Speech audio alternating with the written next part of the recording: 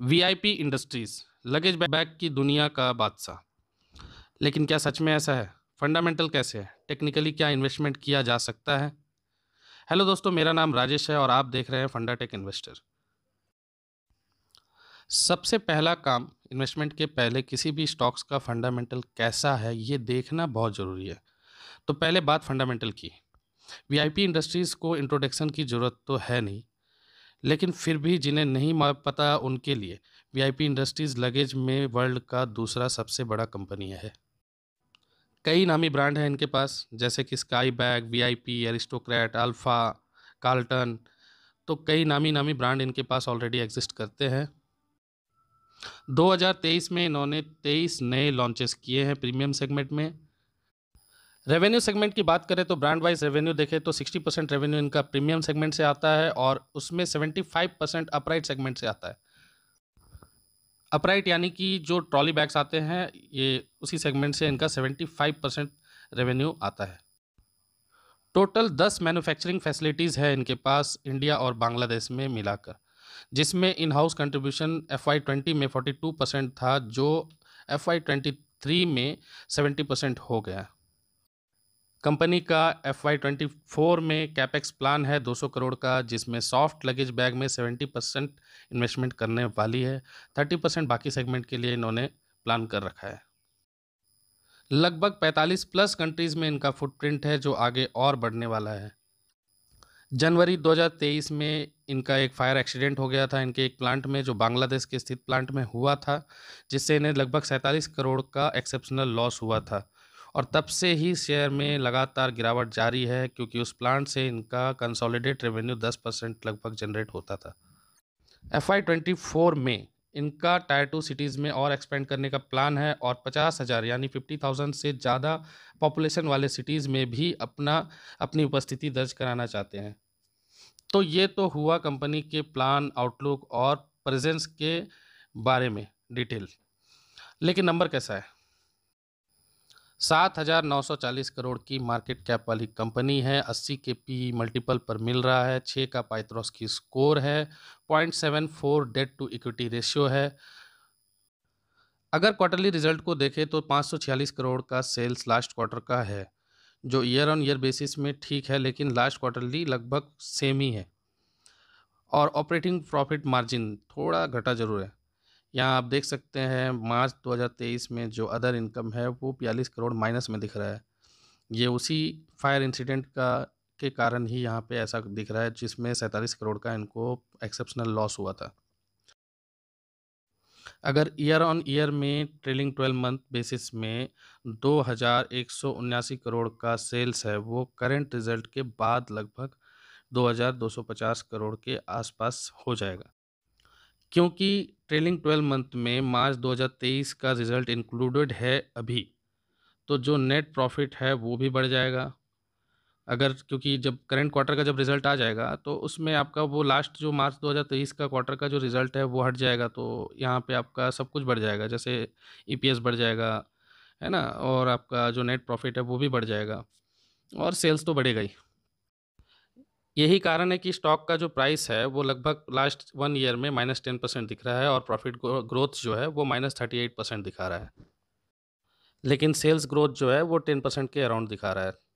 Balance sheet की बात करें तो लगभग बैलेंस शीट ठीक ठाक ही दिख रहा है। कंपनी का रिजर्व में पैसा बढ़ रहा है और जो शॉर्ट टर्म बोरोइंग में पैसा जो बढ़ा है वो कहीं ना कहीं उस फायर इंसिडेंट के बाद ही हुआ है। तो कोई बहुत बड़ी प्रॉब्लम तो दिख नहीं रही है बैलेंस शीट में। कैश फ्लोज भी जो ऑपरेशनल एक्टिविटी से 175 करोड़ के आसपास है और जो इन्वेस्टमेंट एक्टिविटी है वो -84 करोड़ है।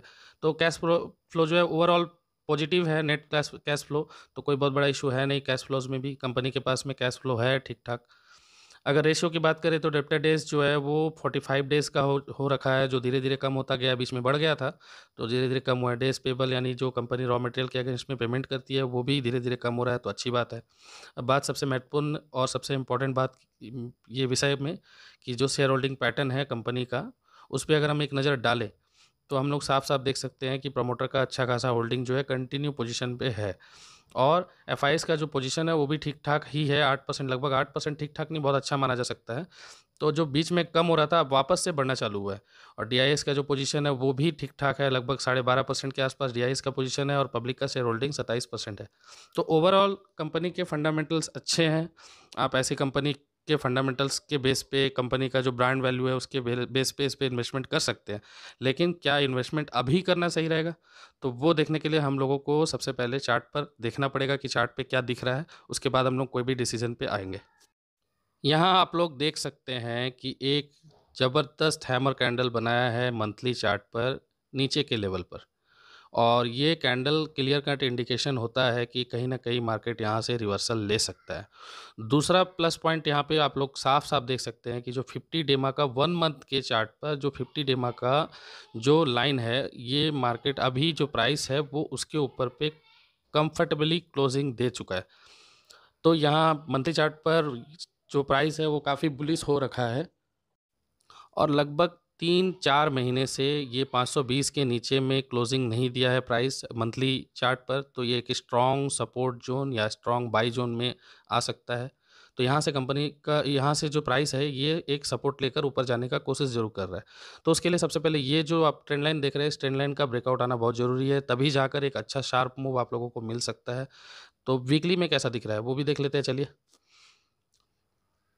यहाँ आप वीकली में देख सकते हैं क्लियर कट कि वीकली में 200 डेमा के ऊपर प्राइस होल्ड कर रहा है। तो लास्ट वीक तक ये 200 डेमा के नीचे ही बना हुआ था, एक बार रिजेक्शन लिया फिर दोबारा से रीटेस्ट करके ये ऊपर आ रहा है। तो कहीं न कहीं यहाँ से एक बुलिश रिवर्सल आप लोगों को क्लियर दिख रहा होगा।